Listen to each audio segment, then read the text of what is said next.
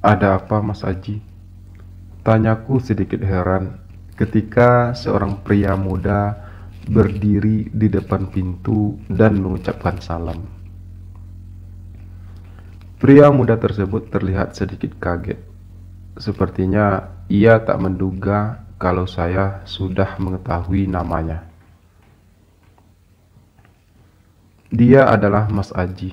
Setidaknya begitulah yang aku ketahui tentangnya. Mas Aji merupakan anak tunggal dari seorang pengusaha kebun sawit. Papanya seorang pengusaha yang sangat sukses dan juga punya beberapa kebun sawit yang cukup luas. Aku bekerja di salah satu kebun sawit milik Papa Mas Aji sebagai seorang tukang panen. Aku menjadi tukang panen di kebun ini baru sekitar 1 tahun yang lalu. Kebun sawit ini cukup luas. Biasanya Papa Mas Aji yang selalu datang ke kebun ini untuk melihat kami bekerja. Tapi entah mengapa kali ini justru Mas Aji sendiri yang datang. Dan ini merupakan pertama kalinya aku melihat sosok Mas Aji. Karena selama ini aku hanya tahu cerita tentang Mas Aji dari Pak Darman, salah seorang orang kepercayaan papanya Mas Aji, yang juga tinggal di kebun ini. "Kamu nggak kerja?" Tiba-tiba Mas Aji bertanya. Setelah cukup lama, ia menatapku tanpa kedip. Aku tak mengerti mengapa Mas Aji menatapku seperti itu. "Oh, belum Mas Aji," jawabku. "Saya kan tukang panen, Mas. Jadi kerjanya biasanya hanya 4 atau 5 hari dalam seminggu. Kebetulan hari ini saya libur." Lanjutku berusaha menjelaskan. Mas Aji terlihat manggut-manggut mendengar penjelasanku barusan. Ia masih berdiri di depan pintu. "Saya boleh numpang istirahat sejenak di sini?" tanya Mas Aji kemudian. "Iya boleh, silahkan masuk aja Mas," balasku spontan. Di kebun sawit ini memang tersedia rumah-rumah tempat kami para pekerja tinggal. Kami biasa menyebutnya barak. Rumah-rumah ini tersusun rapi dan berdempetan satu sama lain. Meski hanya terbuat dari kayu, rumah-rumah ini sangat kokoh dan rapi. Ada setidaknya sekitar 10 buah rumah yang berderetan di sini. Setiap rumah memiliki satu ruang tamu, satu kamar tidur, dan dapur di bagian belakang, serta sebuah kamar mandi kecil di sudut belakang rumah. Rumah yang aku tempati berada di paling ujung. Aku tinggal di sini bersama 2 orang temanku yang sama-sama masih lajang. Kebetulan pagi itu, kedua temanku sedang ikut bekerja di kebun. Jadi, saya hanya sendirian di rumah saat Mas Aji datang tadi. Aku melihat jam di dinding. Masih jam 10 pagi. Yang berarti kedua temanku baru akan pulang sekitar 2 jam lagi. Aku cukup bingung harus menghadapi Mas Aji yang merupakan anak pemilik kebun sawit tempat aku bekerja. "Kamu sendirian aja di sini?" tanya Mas Aji lagi. "Enggak sih Mas, saya bersama 2 orang lainnya.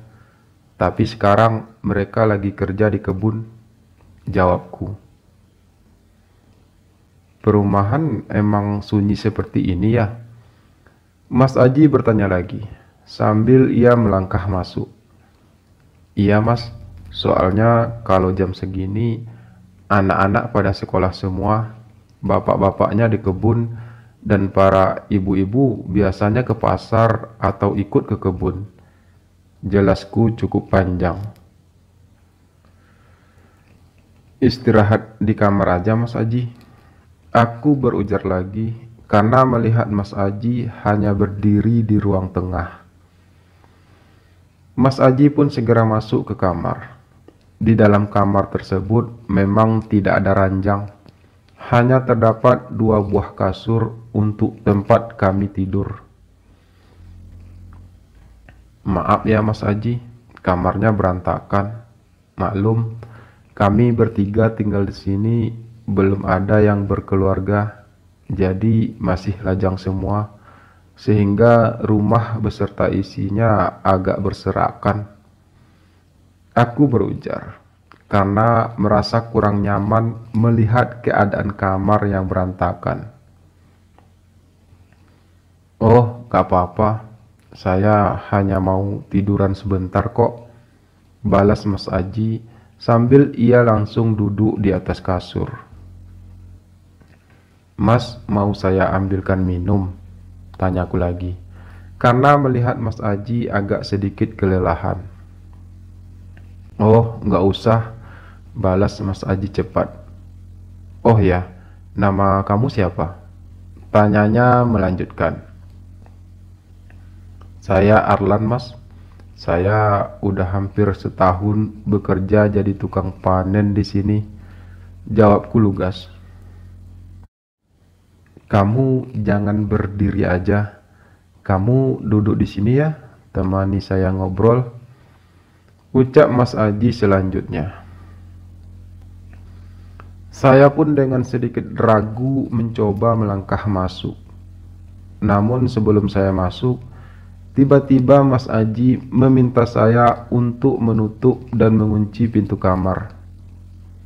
Meski saya tidak begitu mengerti kenapa Mas Aji ingin pintunya tertutup, saya tetap melakukan perintahnya. Setelah menutup dan mengunci pintu kamar, saya masuk dan duduk agak sedikit jauh dari Mas Aji. Mas Aji memperhatikan saya dengan seksama. Saya cukup merasa risih. Tatapan Mas Aji seperti melumat setiap detail tubuh saya. Pandangannya tajam. Saya merasa tidak begitu nyaman. Apalagi saat itu saya hanya memakai celana pendek dan baju singlet. Saya mencoba membalas tatapan Mas Aji. Mas Aji kemudian menundukkan kepalanya. Ia terlihat sedikit capek karena baru saja berkeliling melihat kebun sawit. Saya tahu Mas Aji anak orang kaya yang pastinya sedikit manja. Dan berada di kebun sawit, apalagi harus berjalan kaki melihat-lihat kebun tadi, pasti membuat ia kelelahan. Karena itu juga mungkin ia ingin beristirahat di sini. Mas, mau saya pijitin? Tanyaku menawarkan, karena saya tidak tahu harus menawarkan apa lagi pada Mas Aji. Mas Aji menatapku kembali. Kali ini cukup lama. Ia terlihat sedang berpikir. Mungkin juga ia tidak mengira kalau aku akan menawarkan hal tersebut. Boleh, kalau Arlan gak keberatan, ucapnya akhirnya sambil memasang senyum manisnya. Ya udah, Mas Aji, buka aja pakaiannya, ucapku lagi. Mas Aji pun mulai membuka pakaiannya satu persatu. Ia hanya memakai celana boxer bercorak coklatnya. Mas tengkurap ya, aku berujar lagi. Setelah cukup lama menatap Mas Aji yang sudah setengah telanjang. Mas Aji segera tengkurap dan aku pun mulai memijat bagian kakinya. Saya memang sudah sering memijat, terutama memijat rekan-rekan kerja saya sesama pemanen. Biasanya kalau siangnya kami memanen, malam harinya kami akan saling bergantian memijat. Selesai memijat bagian kaki dan paha Mas Aji, saya pun berpindah ke bagian punggungnya. Lalu kemudian meminta Mas Aji untuk telentang dan mulai memijat bagian kakinya lagi. Memijat bagian tangannya, kemudian melanjutkan ke bagian dada dan perutnya. Mas Aji terlihat sangat menikmati setiap pijatan yang saya berikan. Ia terlihat nyaman dan rileks. Kulit Mas Aji putih dan bersih. Ucapku tanpa sadar mengungkapkan kekagumanku, karena aku sendiri memiliki kulit yang cukup gelap. Badan Mas Aji juga bagus. Perut Mas Aji sangat six-pack dan dada Mas Aji juga bidang. Lanjutku jujur. Sepertinya Mas Aji memang tipe orang yang rajin berolahraga dan fitness. Hampir setengah jam saya memijat tubuh Mas Aji. Saya mulai berkeringat. Karena merasa gerah, aku pun membuka baju singletku. Aku melihat Mas Aji kembali menatap tubuhku yang tanpa baju. Aku merasa sedikit risih, tapi tetap berusaha melanjutkan tugasku. Badan kamu juga bagus, Arlan. Kamu terlihat kekar dan berotot. Dada kamu bidang dan perutmu juga six-pack. Tiba-tiba Mas Aji berucap. Saya merasa sedikit tersanjung. Sebenarnya saya tidak terlalu suka olahraga. Tubuh saya terbentuk secara alami karena sudah biasa kerja keras sejak kecil. Saya masih terus memijat bagian dada dan perut Mas Aji, lalu kemudian berpindah untuk memijat tangannya. Saya berusaha untuk tetap fokus melakukan pijatan saya, meski Mas Aji tak berhenti menatap saya. Saat saya memijat bagian lengan Mas Aji, saya tanpa sengaja meletakkan telapak tangan Mas Aji di atas paha saya agar lebih gampang untuk menjaga keseimbangannya. Saya biasa melakukan hal tersebut setiap kali memijat orang. Cukup lama saya melakukan gerakan tersebut. Mas Aji terlihat sedikit gelisah. Lalu kemudian saya merasakan tangan Mas Aji tiba-tiba mengelus paha saya yang masih terbalut celana kaos pendek tersebut. Saya merasa geli dan sedikit kaget menyadari hal tersebut. Spontan saya pun menghentikan pijatan saya. Saya menatap Mas Aji cukup lama, tapi Mas Aji malah membalas tersenyum. Mas Aji mau apa? Tanyaku terdengar lugu. Untuk sesaat ia hanya terdiam. Ia terlihat bingung. Namun sedetik kemudian ia pun bangkit untuk duduk. Mas Aji duduk tepat berada di depanku. Wajahnya sangat dekat. Saya merasa sedikit risih. Mas Aji menatapku dengan penuh perasaan sambil ia berucap, Saya ingin kamu. Suara Mas Aji terdengar bergetar. Mas Aji ingin saya bagaimana? Aku bertanya kembali, lalu kemudian menunduk, tak berani menentang tatapan tajam Mas Aji. Sebenarnya saya mulai mengerti apa yang Mas Aji inginkan. Tapi selain karena saya tidak begitu yakin, saya juga merasa cukup takut harus menghindar dari Mas Aji. Lalu kemudian tanpa menjelaskan apapun, tiba-tiba Mas Aji memegang dagu saya dan mengangkat wajah saya ke atas. Mas Aji dengan pelan mulai mendekatkan bibirnya. Aku spontan kaget, lalu dengan refleks segera mendorong tubuh Mas Aji. Mas Aji cukup kaget melihat reaksi saya barusan. Saya terus menjauh, bergerak mundur, lalu berdiri dengan perlahan. Maaf, Mas Aji, saya tidak bisa. Saya merasa geli. Aku berucap terbata ketika aku sudah berdiri. Mas Aji terlihat terdiam. Ia seperti tak percaya dengan apa yang barusan saya ucapkan. Sepertinya Mas Aji terlanjur berharap dan ia seperti tak menerima apa yang aku ucapkan. Mas Aji kemudian menarik napas. Ia seperti mencoba menahan sesuatu yang sudah terlanjur bangkit. Saya semakin mengerti sekarang siapa Mas Aji sebenarnya. Saya hanya tidak menyangka sama sekali kalau Mas Aji adalah laki-laki penyuka sesama jenis.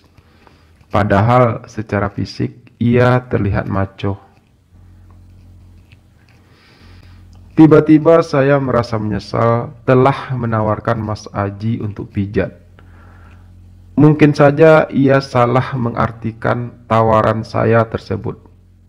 Apalagi tadi saya sempat memujinya. Mungkin juga Mas Aji berpikir kalau saya juga menginginkan hal tersebut. Padahal semua itu murni sebagai bentuk rasa hormat saya kepada Mas Aji, karena ia adalah anak pemilik kebun sawit tempat saya bekerja. Mas Aji terlihat menarik napas dalam sekali lagi. Kali ini lebih panjang. Aku yakin Mas Aji sedikit merasa malu padaku saat ini, karena sudah mengetahui siapa dia sebenarnya. Meski aku pun yakin Mas Aji bisa saja memaksaku untuk melakukannya karena ia punya kekuasaan akan hal tersebut. Biar bagaimanapun, Mas Aji adalah anak dari pemilik kebun sawit tempat aku bekerja. Mas Aji tiba-tiba ikut berdiri. Ia berdiri tepat di hadapanku. Jarak kami tak lebih hanya setengah meter. Aku pun perlahan mulai mundur. Tapi aku merasakan tubuhku terbentur dinding kamar yang membuatku harus terhenti. Sementara Mas Aji terus melangkah mendekat. Aku mulai panik. Tapi Mas Aji terlihat tidak begitu peduli. Ia seperti sudah kerasukan sesuatu. Sepertinya ia benar-benar menginginkanku. Mas Aji sudah seperti kehilangan akal sehatnya. Mas Aji sudah berdiri kembali di hadapanku. Ia sangat dekat. Aku segera mendorong tubuhnya agar menjauh. Jangan Mas Aji, ucapku memohon dengan nada sedikit menghibah. Mas Aji justru memegang tanganku yang coba mendorongnya. Kalau kamu tetap tidak mau, saya akan minta Pak Darman untuk memecat kamu dari sini. Kalimat ancaman itu akhirnya keluar juga dari mulut Mas Aji. Saya tentu saja merasa sangat kaget mendengar hal tersebut. Tak kusangka Mas Aji akan berucap demikian. Tiba-tiba perasaan takut menyelimutiku. Perasaan takut akan kehilangan pekerjaanku. Tapi, tapi saya nggak bisa, Mas. Saya, saya tidak pernah melakukan hal seperti ini. Ucapku akhirnya dengan suara terbata. Tadi saya berniat memijat Mas Aji karena Mas Aji kelihatan capek dan sedikit lesuh. Saya tidak ada maksud apa-apa. Tolong saya, Mas. Jangan lakukan hal ini sama saya. Saya sangat butuh pekerjaan ini. Aku terus berbicara panjang lebar dengan suara semakin menghibah, berharap Mas Aji mau mengerti dan melepaskan saya. Tapi sepertinya Mas Aji tidak begitu peduli dengan ucapan saya. Ia masih saja terus berusaha mendekati saya. Justru karena kamu belum pernah melakukannya, biarkan saya menjadi yang pertama buatmu, Arlan. Ucapan Mas Aji terdengar semakin jahat. Nanti saya akan kasih kamu uang yang banyak, asal kamu mau melakukannya sekarang. Ia melanjutkan, mencoba memberikan saya sebuah tawaran. Kali ini aku terdiam. Aku harus berpikir lebih keras lagi untuk mempertimbangkan semua ini. Terus terang, saya merasa sangat jijik membayangkan akan melakukan hal tersebut dengan Mas Aji. Tapi saya juga tidak ingin kehilangan pekerjaan saya. Dan terlepas dari itu semua, saya juga tidak begitu berani menolak permintaan dari anak pemilik kebun sawit tempat saya bekerja selama ini. Saya sangat membutuhkan pekerjaan ini. Saya pasti tidak bisa lari begitu saja. Mas Aji pasti tidak akan begitu saja melepaskan saya. Melihat dari caranya menatap saya saat ini, dan lagi pula bahkan ia juga bersedia membayar saya mahal. Baiklah Mas Aji, saya mau, asal saya dikasih uang, dan tolong jangan pecat saya dari sini. Saya juga ingin Mas Aji berjanji untuk tidak menceritakan semua ini kepada siapapun. Jawabku akhirnya setelah berpikir cukup panjang. Bukan sebuah keputusan yang tepat sebenarnya, tapi saat ini aku memang tidak punya pilihan lain. Apalagi Mas Aji berjanji akan memberiku sejumlah uang. Saat ini aku memang sangat membutuhkan uang. Beberapa hari yang lalu, aku mendapat kabar dari kampung kalau ibuku sakit parah dan butuh biaya banyak. Aku ingin mengirimkan uang untuk membantu biaya berobat ibuku di kampung. Tapi saat ini aku benar-benar tidak punya uang. Dan tawaran dari Mas Aji, aku rasa bisa menjadi jalan keluar untukku saat ini. Meski aku harus mengorbankan harga diriku sebagai seorang laki-laki, meski aku harus menelan semua rasa jijik dan geliku, aku akan mencobanya. Setidaknya demi sejumlah uang dan juga untuk mempertahankan pekerjaanku. Aku melihat Mas Aji tersenyum penuh kemenangan setelah mendengar jawabanku barusan. Ia bak anak kecil yang baru saja mendapatkan sebuah permainan baru. Tapi saya belum pernah melakukan hal ini, Mas Aji, apalagi dengan sesama laki-laki. Aku berujar ketika Mas Aji hendak menyentuh dadaku. Saya tidak tahu harus melakukan apa. Lanjutku jujur. Kamu nikmati saja apa yang saya lakukan sama kamu, ucap Mas Aji membalas, sambil ia kembali memasang senyum mesumnya. Ia mulai merapatkan tubuhnya mendekat. Saya merasa merinding. Sekuat mungkin saya berusaha menahan rasa geli dan jijik saya. Saya memejamkan mata dan menahan napas. Keringat dingin mulai membasahi dada saya. Dan sedetik saat bibir Mas Aji hendak menyentuh bibir saya, saat itulah tiba-tiba terdengar suara gaduh di luar. Mas Aji segera menghentikan tindakannya dan mulai menjauhi tubuh saya kembali. Ternyata para pekerja telah kembali dari kebun. Suara mereka terdengar ramai berbincang-bincang. Setengah bersyukur, saya kembali membuka mata saya dan melihat jam di dinding. Sudah jam 12 siang. Dan tentu saja ini adalah jam istirahat para pekerja. Tak lama kemudian terdengar suara pintu rumah terbuka. Mas Aji dengan tergesa memungut pakaiannya kembali dan segera memakainya. Saya pun melakukan hal tersebut.